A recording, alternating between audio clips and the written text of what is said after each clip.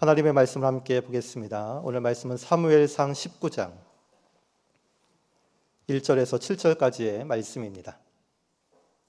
구약성경 사무엘상 19장 1절에서 7절까지의 말씀. 하나님의 말씀을 한 목소리로 읽겠습니다. 사울이 그의 아들 요나단과 그의 모든 신하에게 다윗을 죽이라 말하였더니 사울의 아들 요나단이 다윗을 심히 좋아하므로 그가 다윗에게 말하여 이르되 내 아버지 사울이 너를 죽이기를 꾀하시느니라. 그러므로 이제 청하노니 아침에 조심하여 은밀한 곳에 숨어 있으라.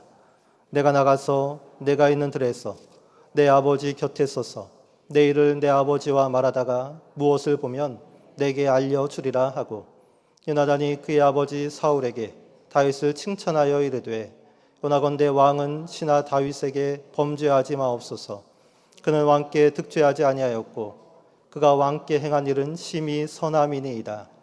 그가 자기 생명을 아끼지 아니하고 블레셋 사람을 죽였고 여호와께서는 온 이스라엘을 위하여 큰 구원을 이루셨으므로 왕이 이를 보고 기뻐하셨거늘 어찌 까닭없이 다윗을 죽여 무죄한 피를 흘려 범죄하려 하시나이까. 사울이 요나단의 말을 듣고 맹세하되 여호와께서 살아계심을 두고 맹세하거니와 그가 죽임을 당하지 아니하리라. 요나단이 다윗을 불러 그 모든 일을 그에게 알리고 요나단이 그를 사울에게로 인도하니 그가 사울 앞에 전과 같이 있었더라. 아멘. 죽이려는 자, 살리려는 자라는 제목으로 함께 말씀을 나누겠습니다. 이전 말씀에서 사울은 자신의 두 딸을 이용해서 다윗을 죽이려 했습니다. 첫째 딸 메랍을 이용해서 이 메랍이 골리앗을 죽인 이후로 다윗이 메랍과 결혼하기로 되어 있었는데 이 메랍과의 결혼을 볼모로 다윗을 죽이려 한 것입니다. 이 첫 번째 기락이 실패했습니다. 그러자 사울은 이제 둘째 딸 미갈을 이용합니다. 다윗을 사랑하는 둘째 딸 미갈의 마음을 이용해서 다윗을 죽이려 한 것입니다.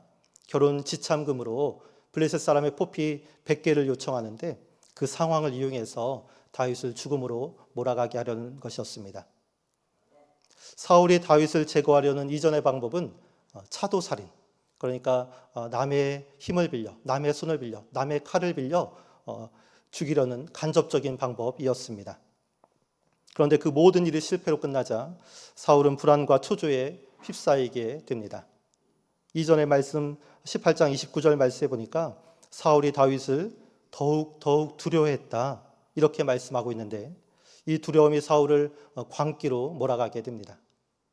이제 사울은 간접적인 방법을 넘어 아주 노골적으로 직접적인 방법을 사용해 다윗을 제거하려 합니다. 오늘 19장 1절 말씀에 그 내용이 나와 있는데요. 함께 읽어보도록 하겠습니다. 사울이 그의 아들 요나단과 그의 모든 신하에게 다윗을 죽이라 말하였더니, 여기까지 읽겠습니다. 다윗을 죽이라, 공식적인 명령이 내려집니다. 모든 공권력을 동원해서 이제 직접적인 방법으로 다윗을 죽이려 작정한 것입니다.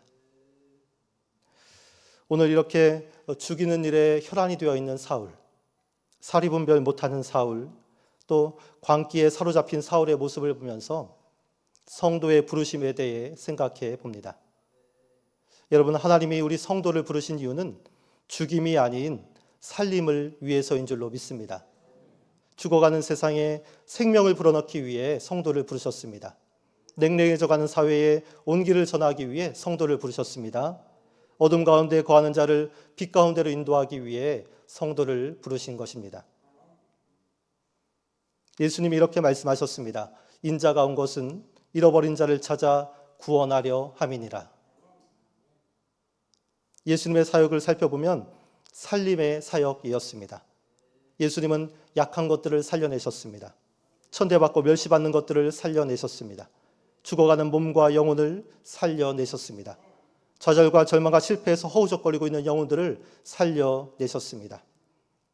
이러한 예수님처럼 우리도 살림을 위해 부름받은 존재인 것입니다. 제 친구 중에 함께 목회의 길을 걷고 있는 친구가 있습니다. 한 살 형이긴 한데 두세 살까지는 다 친구 아닙니까? 그냥 친구라 부르겠습니다. 그 친구가 교회 개척을 준비하는데 교회 이름을 놓고 고민하고 있었습니다. 그러다가 예수님이 하신 사역의 핵심이 살림이라는 것을 깨닫게 되었다 말했습니다.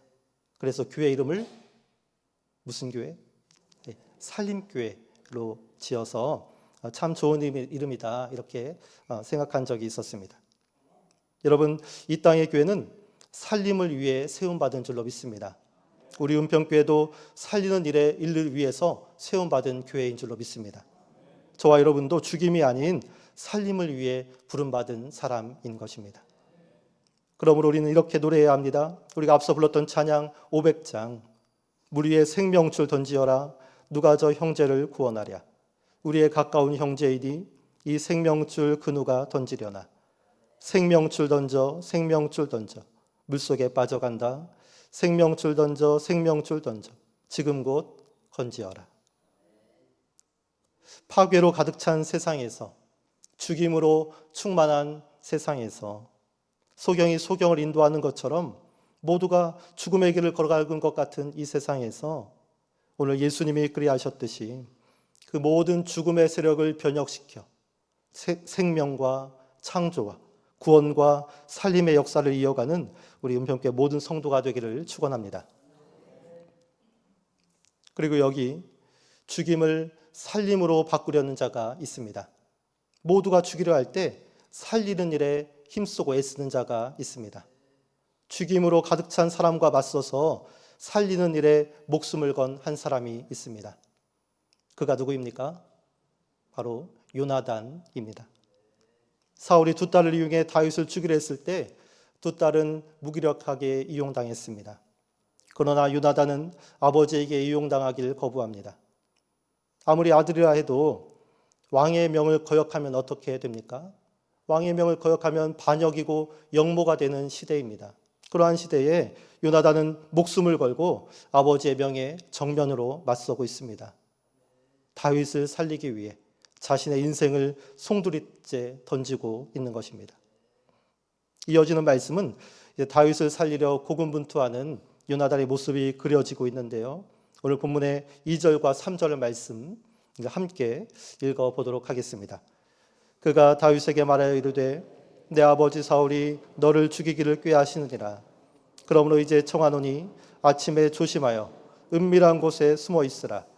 내가 나가서 내가 있는 들에서 내 아버지 곁에 서서 내 일을 내 아버지와 말하다가 무엇을 보면 내게 알려주리라 하고, 요나단이 다윗에게 피신해 있으라 전해줍니다. 유용한 정보를 얻어서 살 길을 마련해 주겠다 이렇게 말하고 있습니다. 죽임을 명하는 아버지로부터 살림을 실행하고 있는 모습입니다. 그런데 여러분, 요나단이 다윗을 살려주려는 이유가 무엇입니까? 가만히 있으면 그냥 그저 자기가 왕의 자리에 오를 텐데 왜 굳이 요나단을 살려주려고, 다윗을 살려주려고 이렇게 애쓰고 있는 것입니까? 1절 후반부는 그 이유에 대해서 이렇게 말씀합니다. 요나단이 다윗을 심히 좋아함으로. 요나단이 다윗을 심히 좋아함으로. 요나단이 자신의 목숨을 걸어서 다윗을 살려주려는 이유는 바로 다윗을 향한 사랑과 존중 때문이었습니다. 사무엘상 18장 1절 말씀해 보니까 요나단이 다윗을 자기 생명같이 사랑했다 기록하고 있습니다. 또한 요나단은 자신이 왕이 되는 것이 아니라 다윗이 왕의 자리에 올라야 한다 생각했을 만큼 다윗을 존중했습니다. 이것은 정말 쉬운 일이 아닙니다. 사랑과 존중이 없으면 결코 할 수 없는 결단인 것입니다. 이러한 요나단의 모습에서 우리가 배우는 살리는 자의 덕목이 무엇입니까? 그것은 바로 사랑과 존중입니다. 누군가를 살리기 위해서는 그 사람을 향한 사랑과 존중이 필요하다는 말입니다. 탕자의 비유를 우리가 잘 알고 있습니다. 아버지의 유산을 미리 받고 허랑방탕하게 살다가 거짓골로 돌아온 작은 아들 이야기입니다. 아버지 앞에 돌아온 탕자는 죽은 목숨입니다. 아버지의 진노로 죽을 수도 있고 또 아버지의 무관심으로, 아버지의 외면으로 죽을 수도 있는 상황입니다. 사울과 같이 이 아버지가 아들을 향한 분노와 증오와 적개심으로 가득 찼다면 아마 탕자는 살아남을 수 없었을 것입니다. 그러나 아버지는 탕자를 어떻게 대하십니까? 아직도 거리가 먼데 달려가서 목을 안고 입을 맞춥니다. 너는 여전히 내 아들이고 내가 너를 사랑한다는 아버지의 사랑의 표현입니다. 제일 좋은 옷을 입히고 손에 가락지를 끼우고 발에 신을 신깁니다. 너는 거지가 아니라 이제 여전히 내 아들이다. 아들로 받아들이고 존중하는 아버지의 표현입니다. 이어서 아버지가 온 집안에 외칩니다. 이 내 아들은 죽었다가 다시 살아났으며 내가 잃었다가 다시 얻었노라. 죽었다가 다시 살아났다. 무엇 때문에 죽은 아들이 다시 살게 된 것입니까? 그 이유가 무엇입니까? 그것은 바로 아들을 향한 아버지의 사랑과 존중 때문이었습니다. 이 사랑과 존중으로 탕자의 인격과 존재가 회복된 것입니다. 사랑하고 존중하는 은평교회 성도 여러분, 우리 옆 사람과 인사하겠습니다. 사랑합니다. 존중합니다. 이렇게 인사하겠습니다. 네. 사랑과 존중이 우리 안에 충만하기를 소망합니다. 네. 사울의 마음처럼 분노와 증오와 적개심과 불안과 초조와 두려움에 휩싸인다면 그것은 죽임으로 귀결될 수밖에 없습니다. 그러나 요나단의 마음처럼 타인을 향한 사랑과 배려와 존중과 진실함은 생명을 낳게 되는 것입니다. 사랑과 존중의 마음으로 살림의 역사를 이어가는 우리 모두가 되기를 축원합니다. 다윗을 피신시킨 요나단은 이제 아버지를 찾아갑니다. 아버지 사울 앞에 가서 다윗의 무고함을 변호하고 있는 것입니다. 이어지는 말씀 4절과 5절이 그 내용인데 함께 읽어보도록 하겠습니다. 요나단이 그의 아버지 사울에게 다윗을 칭찬하여 이르되 원하건대 왕은 신하 다윗에게 범죄하지 마옵소서. 그는 왕께 득죄하지 아니하였고 그가 왕께 행한 일은 심히 선함이니이다. 생명을 아끼지 아니하고 블레셋 사람을 죽였고 여호와께서는 온 이스라엘을 위하여 큰 구원을 이루셨으므로 기뻐하셨거늘 어찌 까닭없이 다윗을 죽여 무죄한 피를 흘려 범죄하게 하시나이까. 요나단은 마치 변호사처럼 다윗을 변호하고 있습니다. 다윗은 왕께 범죄하지 않았습니다. 그가 왕께 행한 일은 선한 일입니다. 그가 생명을 아끼지 않고 블레셋 사람을 무찌르지 않았습니까? 이에 왕도 기뻐하지 않았습니까? 어찌 까닭없이 다윗을 죽이려 합니까? 그것은 왕이 범죄하는 행위입니다. 요나단이 다윗을 변호하고 보호하는 일은 사실 요나단 개인에게는 아무런 이익이 없습니다. 오히려 자신의 목숨이 위태로워지는 일이기도 합니다. 자신이 이어받을 왕권이 위협받는 일입니다. 눈 딱 감고 모른 척하고 있으면 저절로 왕이 되는데 왕이 되는 일에 아무런 걸림돌이 없는 상황이기도 합니다. 그럼에도 요나단은 아주 적극적으로 용기를 내어 다윗을 변호하고 있습니다. 그 이유는 앞서 살펴본 바와 같이 다윗을 향한 사랑과 존중 때문입니다. 다윗을 하나님의 기름 부음 받은 자로 인식했기 때문입니다. 그런데 이렇게 요나단이 다윗을 적극적으로 변호하는 이면엔 또 다른 이유가 있습니다. 그것이 무엇입니까? 그 다른 이유는 바로 아버지 사울을 향한 사랑과 염려 때문입니다. 다윗을 향한 사랑과 동시에 아버지를 향한 연민과 사랑과 우려가 요나단의 마음에 있었던 것입니다. 4절 말씀 마지막에 보면 왕은 신하 다윗에게 범죄하지 마옵소서. 5절 말씀에 어찌 까닭없이 다윗을 죽여 무죄한 피를 흘려 범죄하려 하시나이까. 아버지가 죄를 범할까 봐 범죄할까 봐 노심초사하는 요나단의 마음입니다. 아버지로 하여금 하나님 앞에 죄를 짓지 않게 하려는 그 요나단의 그 효심 깊은 마음이 느껴집니다. 견부호자라는 말을 우리가 종종 사용하는데 아버지는 개인데 아들은 호랑이라는 뜻입니다.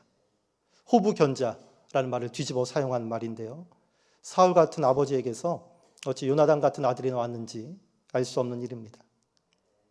어쨌든 다윗을 향한 요나단의 변호는 얼핏 요나단이 다윗의 편을 드는 것 같지만 그러나 사실은 아버지와 친구 사이에서 둘 사이를 중재하며 아버지도 구하고 다윗도 구하기 위한 각고의 노력인 것입니다. 이러한 요나단의 모습에서 우리가 배워야 하는 살리는 자의 덕목이 무엇인가? 그것은 바로 중재입니다. 누군가를 살리기 위해서는 둘 사이에 중재자가 되어야 하는 것입니다. 여러분 부부싸움 해보셨습니까? 저희 집은 자주 하는데 여러분은 어떤지 모르겠습니다. 제가 이렇게 얌전해 보여도 한번 싸우면 크게 싸웁니다. 보통 싸움을 하면 단절이 찾아옵니다. 말을 하지 않는 언어의 단절, 각방을 쓰는 공간의 단절, 또 감정의 단절이 찾아옵니다. 여러분은 이러한 상황을 어떻게 해결하십니까? 어떠한 방법으로 화해하시나요? 비법 있으면 제게도 좀 알려주시기 바랍니다. 저희 집은 이렇게 단절된 상황을 중재하는 통로가 아마 자녀들인 것 같습니다. 아빠에게 가서 엄마가 밥 먹으래 이렇게 이야기를 전해줍니다. 엄마에게 가서 아빠가 미안하대 이렇게 전해줍니다. 제가 그런 말을 하지도 않았는데 그런 말을 전해줍니다. 그러면서 서로 화해하라고 가르치기도 합니다. 자녀들 때문에 단절된 언어가 살아납니다. 자녀들 때문에 막혔던 공간이 살아납니다. 자녀들 때문에 죽었던 감정이 다시 살아납니다. 자녀들의 중재가 부모의 관계를 살리는 것입니다. 어찌 보면 부모가 자녀를 키우는 것 같지만 사실은 자녀들 때문에 부모가 되어가는 것인지도 모르겠습니다. 모세는 대표적인 중재자입니다. 이스라엘 백성들이 금송아지를 만들어서 하나님을 진노하게 했을 때 모세는 자신의 생명을 걸고 하나님께 용서를 구합니다. 하나님의 진노와 이스라엘 범죄 사이에서 화목을 구했던 중재자, 그가 바로 모세입니다. 그 중재의 결과가 어떻습니까? 하나님이 이스라엘 백성들을 멸하지 않고 광야를 건너게 하셨습니다. 모세의 중재로 이스라엘 백성들이 생명을 얻게 된 것입니다. 아브라함의 중재도 유명합니다. 하나님이 소돔과 고모라를 멸하시려 했을 때, 멸망시키려 하셨을 때 아브라함은 그곳에 사는 조카 롯과 다른 의인들을 위해서 여호와 중재 기도를 올립니다. 의인 50명만 있으면 용서하시겠습니까? 의인 45명만 있으면 용서하시겠습니까? 30명만 있으면 용서하시겠습니까? 20명만, 10명만 있으면 용서하시겠습니까? 이렇게 중재의 기도를 올려드립니다. 어떤 사람은 아브라함이 한 번만 더 기도했더라면, 의인 한 명만 있으면 용서하시겠습니까? 이렇게 기도했더라면 아마 소돔은 멸망하지 않았을 것이라 말하는 이도 있지만 어쨌든 10명의 의인이 없어서 소돔과 고모라는 멸망했습니다. 그러나 이 아브라함의 중재기도 덕분에 조카 롯과 그의 가족이 생명을 구원하게 되었습니다. 이렇게 성경에 나오는 여러 중재자들은 결국 예수 그리스도를 향한 예표입니다. 예수님이야말로 하나님과 인간 사이에 막힌 담을 완전히 허문 유일한 인류의 중재자이신 것입니다. 에베소서 2장 14절은 말씀합니다. 그는 우리의 화평이신지라 둘로 하나를 만드사 원수된 것 곧 중간에 막힌 담을 자기 육체로 허시고. 예수님이 우리의 화평이 되셨습니다. 하나님과 원수된 우리 사이에 서로 화목하게 하셨습니다. 하나로 만들어 주셨습니다. 십자가에 자신을 희생제물로 드림으로써 하나님과 화해를 이루셨습니다. 하늘과 땅을 이은 중재자가 되신 것입니다. 그 중재로 인해 나에게 생명이 임했습니다. 그 중재로 인해 나에게 구원이 임했습니다. 그 중재로 인해 나에게 기쁨과 감사와 능력이 임했습니다. 할렐루야. 아멘. 그리고 이제 우리는 성령님의 중재 시간에 살고 있습니다. 성령님은 보혜사이십니다. 변호자로, 상담자로, 위로자로, 돕는 자로, 중보자로 이 땅에 있는 성도들 곁에서 중재자 역할을 하십니다. 그 성령 하나님의 중재로 오늘 내가 힘을 얻을 수 있습니다. 그 성령 하나님의 중재로 오늘 내가 안전하며 생명을 이어갈 수 있는 것입니다. 오늘 말씀의 요나단은 사울과 다윗 사이를 중재하고 있습니다. 다윗도 살리고 아버지 사울도 살리기 위해서입니다. 다시 말하지만 성도는 살리는 일에 부름을 받은 사람입니다. 그 일을 위해서 우리는 하나님과 세상 사이에 서 있어야 합니다. 사람과 사람 사이에 서 있어야 합니다. 하나님께 세상의 긍휼을 구하며 또 세상에 하나님의 말씀과 사랑을 전달해야 합니다. 그래야 할 때 우리는 한 영혼을 살릴 수가 있고, 그래야 할 때 우리는 교회를 온전히 세울 수 있고 이 땅에 하나님의 나라를 이루어갈 수 있는 것입니다. 세상과 하나님 사이에서 또 사람과 사람 사이에서 중재자의 역할을 감당함으로 살림의 역사를 이어가는 우리 모든 성도가 되기를 축원합니다. 이렇게 죽이려는 자 사울과 또 살리려는 자 요나단의 대결은 어떠한 결말을 맺었을까? 오늘 말씀 6절, 7절 말씀이 그 내용입니다. 6절, 7절 말씀을 함께 보겠습니다. 사울이 요나단의 말을 듣고 맹세하되 여호와께서 살아계심을 두고 맹세하거니와 그가 죽임을 당하지 아니하리라. 요나단이 다윗을 불러 그 모든 일을 그에게 알리고 요나단이 그를 사울에게로 인도하니 그가 사울 앞에 전과 같이 있었더라. 아멘. 요나단의 중재로 사울이 마음을 돌립니다. 6절 마지막에 보니까 그가 죽임을 당하지 아니하리라. 요나단의 중재로 다윗의 지위와 명예가 회복됩니다. 7절 마지막에 그가 사울 앞에 전과 같이 있었더라. 살리는 일에 부름받은 사람 요나단으로 인해 다윗을 죽이라는 명령은 철회되었고 다윗의 명예와 지위는 회복되었습니다. 그리고 적어도 현재까지는 사울도 망하지 않게 되었습니다. 다윗을 향한 사랑과 존경, 그리고 사울과 다윗 사이를 중재하려는 이 요나단의 노력이 선한 열매를 맺은 것입니다. 말씀을 정리하겠습니다. 오늘 우리 사회는 살리는 일보다 죽이는 일에 더 힘을 쏟고 있는 것 같습니다. 정치는 말할 것도 없고 경제, 문화, 사회, 교육 어느 곳 할 것 없이 생명의 기운보다는 사망의 기운이 더 도드라져 보입니다. 사랑과 존경보다 의심과 미움이 앞섭니다. 중재와 화합보다 분열과 극단으로 치우치는 것이 우리가 사는 사회의 모습입니다. 그러나 이렇게 사망과 죽임의 권세가 힘을 발하는 중에도 우리에게 소망이 있는 것은 요나단과 같은 성도가 있기 때문입니다. 죽이려는 자에 맞서서 살림과 창조의 능력을 바라는 하나님의 백성들이 있기 때문입니다. 하나님은 요나단과 같은 그들을 통해서 그들의 사랑과 존경을 통해서 생명을 살리십니다. 하나님은 요나단과 같은 그들을 통해서 그들의 중재와 화합을 통해서 관계를 회복하고 선한 열매를 맺어 가십니다.